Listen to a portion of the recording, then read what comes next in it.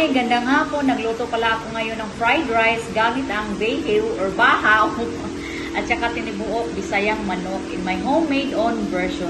Ang full video nito is makikita po natin sa YouTube channel ko. Please, bisitahin nyo naman at saka mag-subscribe na din kayo. Maraming salamat sa panonood. Sana'y magustuhan nyo. Tara, tikiman na tayo. Let's prove it, okay? Yeah, yeah, yeah.